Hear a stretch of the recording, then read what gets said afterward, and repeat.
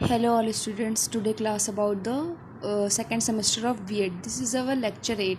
आज आपका जो है lecture 8 स्टार्ट कर रही हूँ. आज का lecture 8 है आज का, और जो लेसन 6 आपका आज मैं स्टार्ट करूँगी.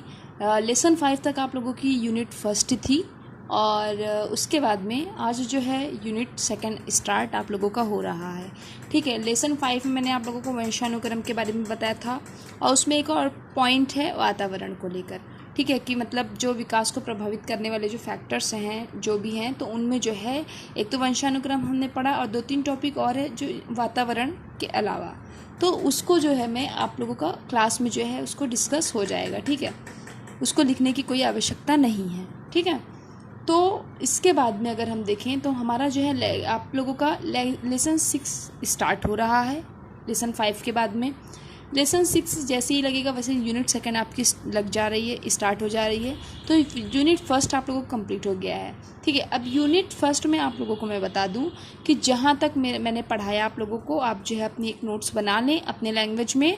ठीक है, और अगर लेक्चर में कहीं भी कोई भी प्रॉब्लम है तो मैं बार बार आप लोगों से कह रही हूँ कि आप लोग जो है संपर्क करिए टीचरों से. ठीक है, बार बार हम आप लोगों को बता रहे हैं. पता ही है आप लोगों को कोविड-19 के चलते आप लोगों की क्लासेस नहीं चल पा रही हैं. फिर से बता दूं कि आपका जो है कॉलेज विद्यावती देवी महाविद्यालय में जो है ऑनलाइन क्लासेस की फैसिलिटी आप लोगों को उपलब्ध कराई है. आप लोगों के सारे टीचर्स हैं, मेरे अलावा भी आप लोगों को जो भी सब्जेक्ट पढ़ना है, जो भी आप लोगों को दिक्कत है, तो आप लोग टीचर से कांटेक्ट कर सकते हैं, टीचर्स के व्हाट्सएप पे मैसेज कर एंड जो है कॉल के थ्रू. ठीक है, तो आप लोगों की जो है जो भी प्रॉब्लम है उसको हम लोग जो है सॉल्व करेंगे. अपने तक तो पूरा प्रयास किए हैं कि आप लोगों को कोई प्रॉब्लम आपके स्टडी में ना आए, और ना ही आप लोगों की स्टडी अभी तक रुकी है ना. बी कंटिन्यू आप लोगों की स्टडी हो रही है. कोई भी सब्जेक्ट में आप लोगों को, अदर सब्जेक्ट में आप लोगों को पढ़ना है, प्रॉब्लम हो रही है, तो आप लोग और टीचरों से संपर्क करिए और हमसे भी संपर्क करिए. ठीक है, कॉलेज हमेशा आपके लिए तत्पर जो है अवेलेबल है. ठीक है, फिर जो है मैं कहना चाहूँगी कि आप लोगों को जितना भी पढ़ा दी हूँ, आप लोग जो है अपने लैंग्वेज में अगर उतना ही अगर आप लोग अपना नोट्स बनाते चलते हैं तो आगे आने वाले दिनों में प्रॉब्लम हम लोगों को नहीं होगी. अगर कम क्लासेस भी मिलती हैं तो आप लोगों का लेक्चर जो है धीरे धीरे बढ़ता जा रहा है, और आप लोगों का जो है देखिए यूनिट सेकेंड भी स्टार्ट हो गई है ना. और बीएड वालों आप लोगों को तो कोई प्रॉब्लम नहीं है, आप लोगों के एग्जाम्स तो हो गए हैं, रिजल्ट भी आ गया, आप लोग सेकेंड सेमेस्टर में पहुँच चुके हैं. इसके साथ साथ क्लासेस जो है डीएलएड की भी चलाई जा रही हैं. दोनों बैचों की डीएलएड की चलाई जा रही, third semester and fourth semester and second semester, है ना. ठीक है, फिर मैं स्टार्ट करती हूँ क्लास आज की आप लोगों की. लेसन 6 आप लोगों का जो है वो है physical development during childhood and adolescent. ठीक है, बाल्यावस्था व किशोरावस्था में शारीरिक विकास. अब जो हमें पढ़ना है लेसन से आप लोगों को क्लियर हो रहा है कि इस लेसन में हमें क्या पढ़ना है. बाल्यावस्था और किशोरावस्था में शारीरिक विकास किस तरीके से होता है उसको पढ़ना है. ये जो आपका पूरा सब्जेक्ट है, बार बार आप लोगों को बता रही हूँ, आप लोगों का जो बीएड का सब्जेक्ट है बालक एवं किशोरावस्था का विकास, जो अभी मैं पढ़ा रही हूँ, ये जो सब्जेक्ट है, जिसने फर्स्ट लेक्चर अटेंड किया है क्लास में, इन द क्लास एंड जो है ऑनलाइन क्लास में, आप लोगों का जो फर्स्ट लेक्चर है, अगर आप लोगों ने चारों स्टेप को अच्छे से रट लिया है, समझ लिया है, शैशवावस्था, बाल्यावस्था, किशोरावस्था, प्रौढ़ावस्था, अगर आप लोगों ने इसका लेक्चर अटेंड कर लिया है तो श्योरिटी से कह रही हूँ कि इस पूरे सब्जेक्ट में आप लोगों को कोई प्रॉब्लम नहीं है. पूरे सब्जेक्ट में आप लोगों का इधर से उधर से उठाकर वही बात कह रहा है ना, कि हमें बाल्यावस्था को पढ़ना है, किशोरावस्था को, शैशवावस्था को, और इसी पर हमें एनालाइज करना है ना. तो धीरे धीरे हम पहले हम लोगों ने देखा कि होता क्या है शैशवावस्था, बाल्यावस्था, किशोरावस्था, प्रौढ़ावस्था, ये सब क्या होता है, इसकी अवधि क्या है, इसके स्टेजेस, कितनी आयु से कितनी आयु तक कौन सी अवस्था है, इसको हम लोग क्लियर कर लिए. धीरे धीरे सारी चीज़ों को जानते चले जा रहे हैं. कैसी इसका शिक्षा होती है पहले हम लोगों ने वो जाना, है ना. कैसे इनमें जो है बदलाव आते हैं, क्या क्या क्वालिटीज़ होती हैं, इसको जाना. अब हम एक एक चीज़ों को उठाकर उसके बारे में पढ़ रहे हैं. अब धीरे धीरे स्टार्ट आप लोगों का लेसन 6 से हो गया. जैसा कि बाल्यावस्था व किशोरावस्था में शारीरिक विकास कैसे होता है। अब हमें क्या पढ़ना है लेसन 6 में कि शारीरिक विकास किस तरीके से होता है बाल्यावस्था किशोरावस्था में। इसके बाद भी आप लोगों का शैशवावस्था भी आएगा, उसका भी शारीरिक विकास क्या है उसको भी मैं आप लोगों को बताऊंगी कैसे होता है। तो सबसे पहले अगर हमें पढ़ना है कि किस तरीके से शारीरिक विकास होता है, तो पहले हम ये जानेंगे कि शारीरिक विकास एक्चुअली में है क्या, है ना। थोड़ा सा इस पे लेक्चर दूंगी, तब जाके हम जो हमारा जो मेन टॉपिक है कि किस तरीके से बाल्यावस्था में शारीरिक विकास होता है और किस तरीके से किशोरावस्था में, उस पर आएंगे, है ना। तो सबसे पहले स्टार्ट करूंगी कि शारीरिक विकास होता क्या है। जैसा कि मैं लिखी हूँ, आप देख सकते हैं, शारीरिक विकास, मीनिंग ऑफ फिजिकल डेवलपमेंट, ठीक है। तो हमारे शारीरिक ढांचे तथा आंतरिक व ब्रह्मांड अवयवों में जन्म से मृत्यु तक कुछ ना कुछ परिवर्तन आते रहते हैं। एब्सोल्युटली राइट, देखा है आप लोगों ने, जैसा कि आप आपके रोजमर्रा की लाइफ में देख रहे हैं।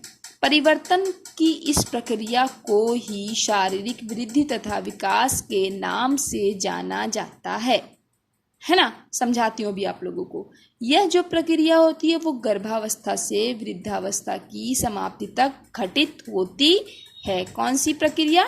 शारीरिक विकास की जो प्रक्रिया है ये गर्भावस्था से लेकर शुरू हो जाती है, स्टार्ट हो जाती है और वृद्धावस्था तक की समाप्ति तक जो है वो घटित होती रहती है ना। जो हमारा शरीर है, बालक का जो शरीर है, वो जब न्यू बॉर्न बेबी होता है, जन्म से जब वो प्रारंभ उसका होता है बढ़ना, तो मृत्यु तक उसमें जो है कुछ ना कुछ चेंजेस आते रहते हैं। आते रहते हैं कि नहीं आते रहते हैं, देखा होगा आप लोगों ने, आप लोग डेली के प्रैक्टिकल लाइफ में भी देख रहे हैं, क्योंकि बहुत इम्पॉर्टेंट है। शारीरिक जो विकास है ये बहुत ही ज़्यादा इम्पॉर्टेंट है एक बालक के लिए, एक जीवन जीने के लिए। जैसा कि मैं आपको बताऊं, अगर हमारा शरीर सलामत है तो हम कुछ भी जो है कर सकते हैं। आज की लाइफ में कोई चीज़ें इम्पॉसिबल नहीं है करने के लिए, बशर्ते हमारा जो है जो शारीरिक है वो जो है एकदम सही रहे। एग्जाम्पल भी दूंगी, समझते जाइएगा। जैसा कि अभी अगर मैं आप लोगों को बता दूं शारीरिक विकास से तात्पर्य क्या है, अगर मैं आप लोगों को स्पष्ट करते हुए बताऊं तो जैसे कोई बालक की जो है शरीर की ऊंचाई ले लीजिए, है ना, ये भी शारीरिक विकास के अंतर्गत आएगा कि नहीं आएगा। भाई जो है फिजिकल डेवलपमेंट हो रहा है, उसका ऊंचाई उसकी बढ़ रही है, लंबाई बढ़ रही है। पहले शैशवावस्था में शिशु था, है कि नहीं, वो जो है उसकी लंबाई थोड़ी थी, फिर धीरे धीरे बढ़ती जा रही है, बाल्यावस्था की ओर गया, फिर किशोरावस्था की ओर गया, तो इसके ऊंचाई में भी तो वृद्धि होगी कि नहीं होगी। तो ये क्या कहलाएगा, ये शारीरिक विकास कहलाएगा, फिजिकल डेवलपमेंट कहलाएगा कि नहीं कहलाएगा, ऑफ कोर्स कहलाएगा। इसके साथ साथ अगर उसकी ऊंचाई में वृद्धि हो रही है, लंबाई में वृद्धि हो रही है, हाइट में उसकी वृद्धि हो रही है, तो मेक श्योर जो है आप लोग देखेंगे कि उसकी भार में वृद्धि होगी कि नहीं होगी, होगी ना, भार में भी तो वृद्धि होगी। कि जब बालक देखें आप, जब उसका जो है न्यू बॉर्न बेबी होता है, उसका वेट अगर आप लोग करें समथिंग जो है 2 किलो 3 किलो 3 kg 4 kg का होता है। धीरे धीरे जब वो उत्तर शैशवावस्था में आता है तो 8 kg का हो जाता है, 10 kg, फिर बाल्यावस्था की ओर अग्रसर होता है तो 20 kg, फिर किशोरावस्था की ओर अग्रसर होता है 40 kg, 50 kg, 60 kg प्रौढ़ावस्था की एज में, है ना। तो कहीं ना कहीं अगर हम देखें तो ऊंचाई के साथ क्या रिलेट हो रहा है, उसका वेट रिलेट हो रहा है। वेट भी तो फिजिकल डेवलपमेंट के अंतर्गत आ जाएगा, क्योंकि ये जो है ऊंचाई से रिलेट हो रहा है कि नहीं हो रहा है, ऑफ कोर्स हो रहा है। तो अब जब देखिए, सबसे पहले मैंने आपको बताया कि हाइट में वृद्धि हुई तो वेट में भी वृद्धि हो गई कि नहीं हो गई। फिर अगर हाइट बढ़ रही है, वेट बढ़ रहा है, तो उसकी जो हड्डियां हैं वो भी तो बढ़ेंगी, तभी तो उसके हाथ पैर लंबे होंगे, तभी तो बालक की ऊंचाई लंबी होगी। ये जो सारी चीज़ें हैं, ये जो वेट है, ये जो हड्डियों का बढ़ना है, ये सारी चीज़ें कहाँ से रिलेट हो रही है, उसकी लंबाई, ऊंचाई, वृद्धि से, विकास से रिलेट हो रही है कि नहीं हो रही है। तो ये जो सारी चारों चीज़ें जो मैं आपको बता रही हूँ, वो सारी चीज़ें किसके अंतर्गत आ जाएंगी? फिजिकल डेवलपमेंट के अंदर ही तो आएंगी कि नहीं आएंगी? आएंगी ना। वेरी गुड, समझ गए होंगे आप लोग। तो फिर जो है ये सारी जो है इसमें क्या होगा, चेंजेस तो आते रहेंगे किशोरावस्था के अंत तक, तथा परिपक्वता अवस्था जब तक पूर्ण नहीं हो जाती तब तक जो है ये सारे चेंजेस जो है आते रहते हैं। अब मैं आप लोगों को एक चीज़ और बता दूं, ये जो शारीरिक विकास जो होता है ना बालक के अंदर, इसी के कारण जो है बालक के व्यवहार में जो है गुणात्मक जो है परिवर्तन देखने को आप लोगों को मिलेंगे। प्रभाव इसका पड़ता है, गुणात्मक पॉजिटिव जो है प्रभाव पड़ता है। कैसे बताऊं मैं आप लोगों को? 2 तरीके से देखा जा सकता है, एक प्रत्यक्ष तरीके से और एक जो है अप्रत्यक्ष तरीके से। प्रत्यक्ष तरीके से अगर मैं आप लोगों को बताऊं तो कोई भी एक बालक है, अगर आप लोग ले लीजिए, उसके ग्रोह में खेलने वाले साथी लोग हैं, ठीक है। तो एक बालक जो है हैंडीकैप है, एक बालक हैंडीकैप है, ठीक, और वो जो है उसके साथी लोग दौड़ रहे हैं, कूद रहे हैं, उसके अंदर निराशा आएगी कि नहीं आएगी? क्योंकि वो हैंडीकैप है, शारीरिक जो डेवलपमेंट है उसका वो सही नहीं है, उसका कहीं ना कहीं जो फिजिकल है उसमें जो है उसको प्रॉब्लम क्रिएट हुई है, तो इससे उसको जो है हीन भावना उत्पन्न होगी। ये जो बात है ये अप्रत्यक्ष रूप से आ गई। अप्रत्यक्ष रूप से इसके ऊपर प्रभाव डाल रही है बालक के अंदर कि नहीं डाल रही है, कि वो कहीं ना कहीं कमी महसूस कर रहा है, अपने अंदर हीन भावना उत्पन्न हो रही है।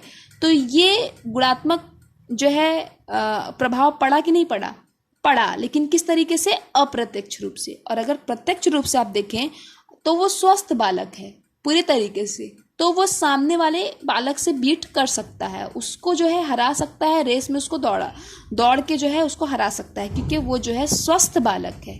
तो ये जो हुआ ये प्रत्यक्ष रूप से हुआ। तो प्रत्यक्ष अप्रत्यक्ष दोनों रूप से जो है शारीरिक विकास की वजह से जो है गुणात्मक इसमें प्रभाव पड़ता है बालक के जीवन में। समझ गए आप लोग? आई थिंक जो है आप लोग शारीरिक विकास अच्छे से समझ गए होंगे, है ना।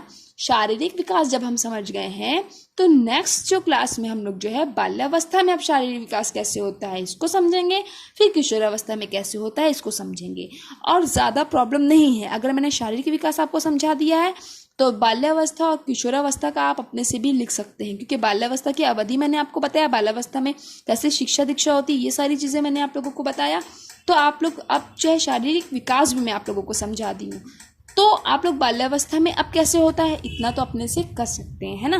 फिर मिलते हैं, कोशिश करिएगा लिखने की बाल्यावस्था में कैसे शारीरिक विकास होता है, और हो सके तो मुझे व्हाट्सएप करिएगा लिख के, ठीक है। हो सके तो आप लोग कर सकते हैं तो, और अदरवाइज हम लोग तो आपके लिए सदैव उपलब्ध है, ठीक है। आज के लिए थैंक यू क्लास। कोई भी प्रॉब्लम है मुझे आप लोग मैसेज करिए, कॉल करिए, पूछिए कि मैम यहाँ प्रॉब्लम आ रही है, नहीं समझ आ रहा है, ठीक है। मिलते हैं नेक्स्ट क्लास में। Thank you class.